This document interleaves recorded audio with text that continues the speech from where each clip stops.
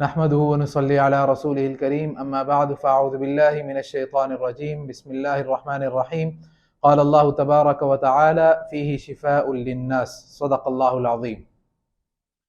رسول اللہ صلی اللہ علیہ وسلم کی زندگی کا ہر پہلو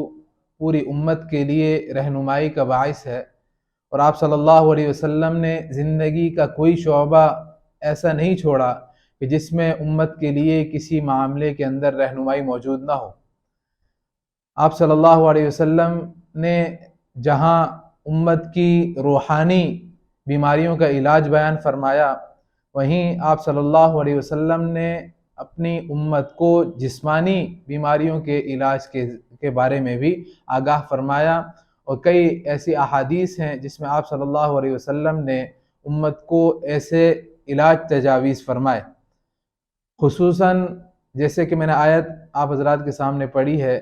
آپ صلی اللہ علیہ وسلم نے شہد کے بارے میں جو خصوصیات بیان فرمائیں،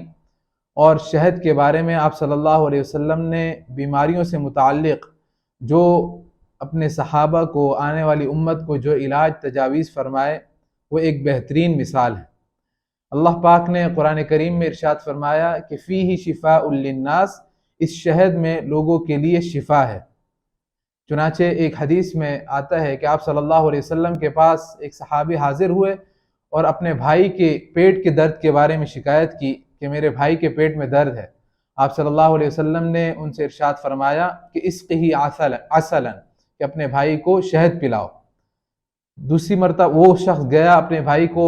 شہد پلایا، کوئی افاقہ نہ ہوا، واپس آیا، پھر آپ صلی اللہ علیہ وسلم سے شکایت کی، آپ علیہ السلام نے پھر وہی ارشاد فرمایا اسقہ عسلا۔ تیسری مرتبہ وہ شخص پھر آیا، پھر آپ صلی اللہ علیہ وسلم نے ارشاد فرمایا اسقہ عسلا۔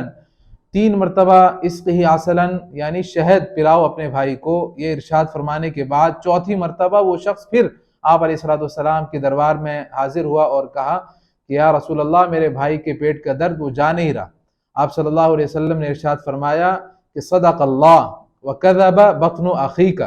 کہ اللہ رب العزت یقیناً وہ سچ ہی فرماتے ہیں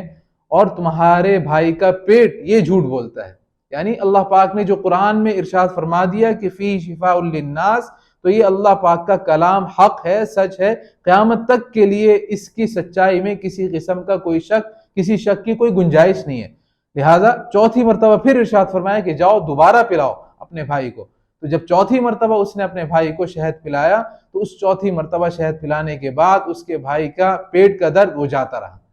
چنانچہ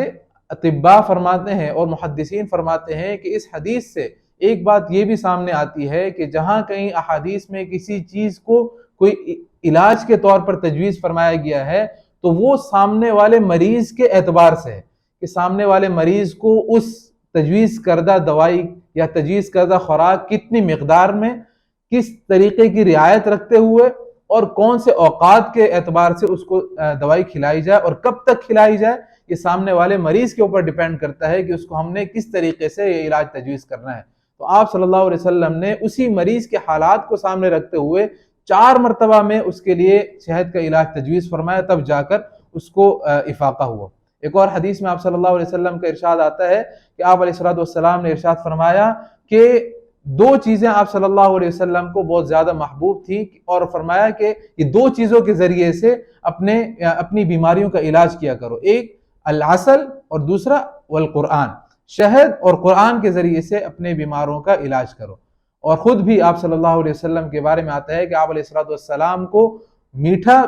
اور دوسرا شہد یہ بہت زیادہ مرغوب تھا، خود میٹھا کھانا بھی پسند فرماتے تھے، اور اس کے ساتھ ساتھ یعنی شہد بھی اگرچہ میٹھا ہے لیکن شہد کا الگ سے ارشاد فرمایا کہ شہد بھی آپ علیہ السلام کو بہت زیادہ مرغوب تھا، یہاں تک کہ آپ علیہ السلام نے ارشاد فرمایا کہ جو کوئی شخص 1 مہینے میں 3 مرتبہ 3 دن صبح کے وقت میں وہ شہد استعمال کرتا ہے تو وہ بڑی بڑی بلاؤں سے اللہ پاک اس کو محفوظ رکھتے ہیں۔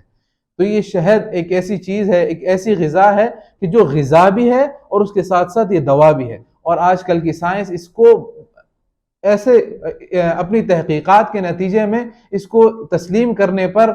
اس بات پر اس کو تسلیم کرتی ہے کہ واقعی جو 1400 سال 1500 سال پہلے جو رسول اللہ صلی اللہ علیہ وسلم نے اس کو غذا کے طور پر بھی اور علاج کے طور پر بھی تجویز فرمایا وہ ایسے ہی نہیں تھا، بلکہ آج کی تحقیقات بھی اس نتیجے پر پہنچی ہیں کہ واقعی آپ صلی اللہ علیہ وسلم کی بات وہ حق اور سچ تھی۔ لہٰذا کوشش کرنی چاہیے کہ ہر گھر کے اندر یہ شہد جیسی نعمت یہ موجود ہو، اور اس کو استعمال کرنے کا جو نبوی طریقہ ہے، جو حکماء ہیں، اطباء ہیں اور جو ماہر اطباء ہیں ان کے مشورے کے ساتھ اس کو استعمال کیا جائے تو انشاءاللہ سنت کے اوپر بھی عمل ہوگا، غذا کے طور پر بھی اس کو استعمال کیا جائے گا، اور اس کے ساتھ ساتھ اپنی